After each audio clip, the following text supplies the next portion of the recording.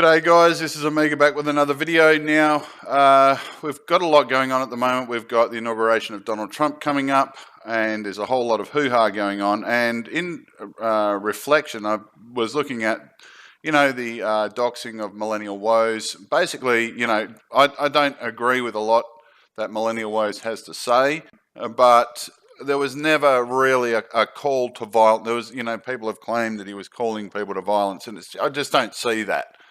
But nevertheless, the left have, threatened him, threatened his family, threatened mob violence, got extreme groups involved, put his mother and father in danger, run him out of the country.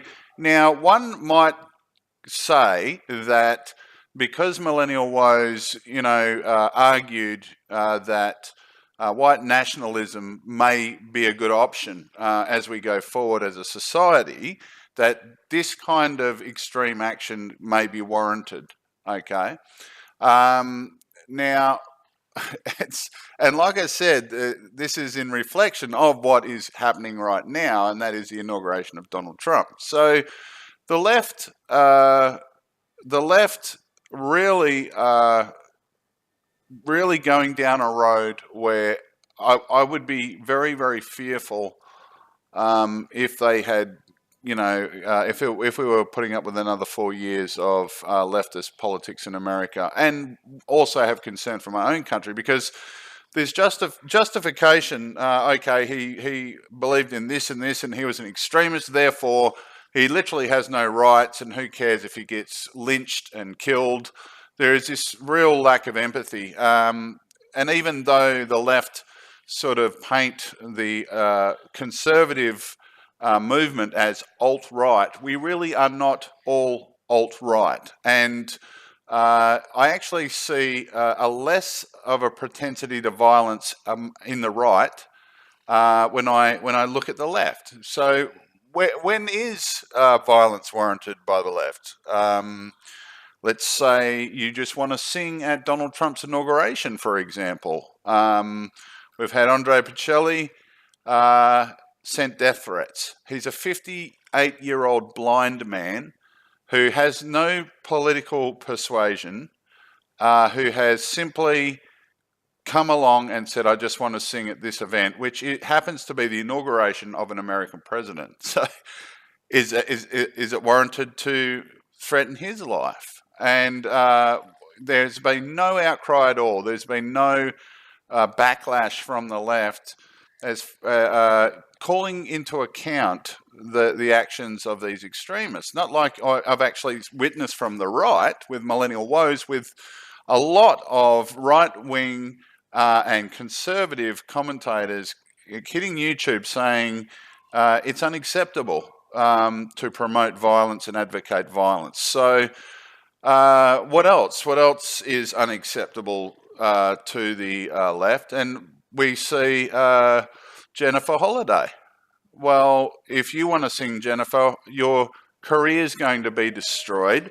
We have an advocate for the LGBTI movement coming out and basically saying, if you go ahead with this, I'm going to paint this as if you are a homophobic, misogynist sympathizer, and I'm going to destroy your career. So much so that this guy Fallon was on the, I think it's Michael Fallon, I'm not sure, was on the on Twitter, and he was saying, oh yeah, Jennifer Holliday didn't sing because of me, because of what I sent her. And what did he send her?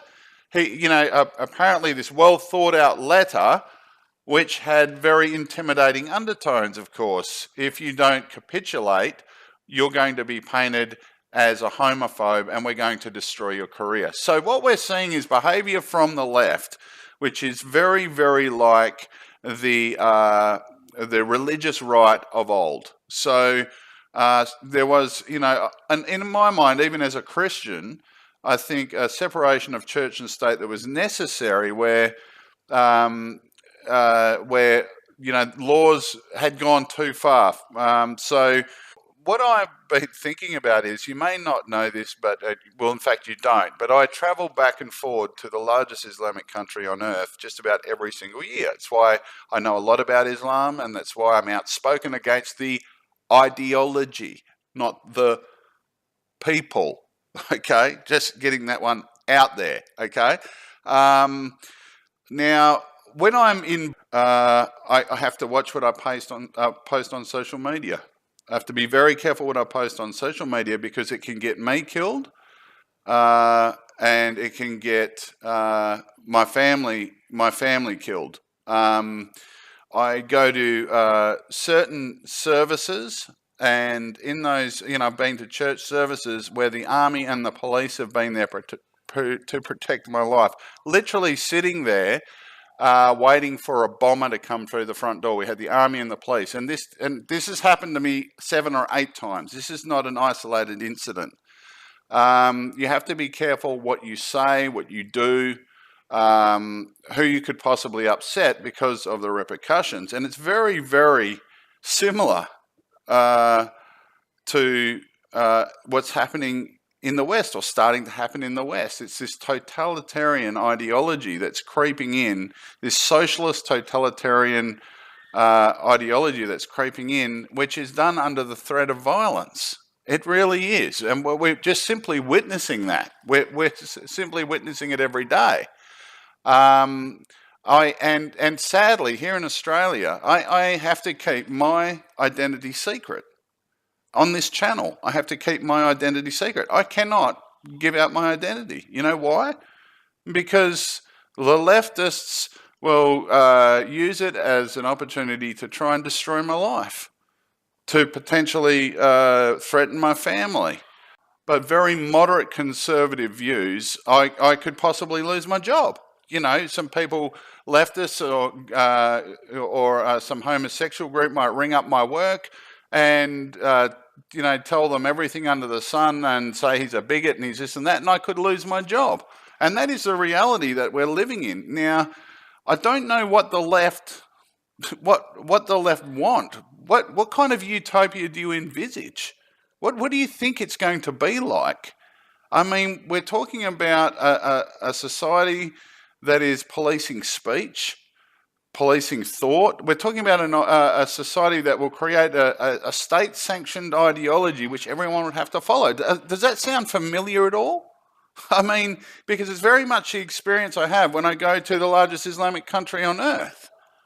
It's really, really quite scary that these people can't see it. And it seems that on the left, if you insult the left, or if you infuriate the left and go against the left, and you come under whatever category they, if they've got a category for xenophobia or bigotry or homophobia, if you come under any one of these categories they've created, literally there's no mercy. Like literally, if you got killed, people would be sitting back going, well, he deserved it, or she deserved it, they deserved it. How long before, society in a leftist utopia, before Christianity was outlawed, for example, because it offends homosexuals? I mean, this is where it was leading before the pendulum swung back the other way. This is just a video for your own thoughts.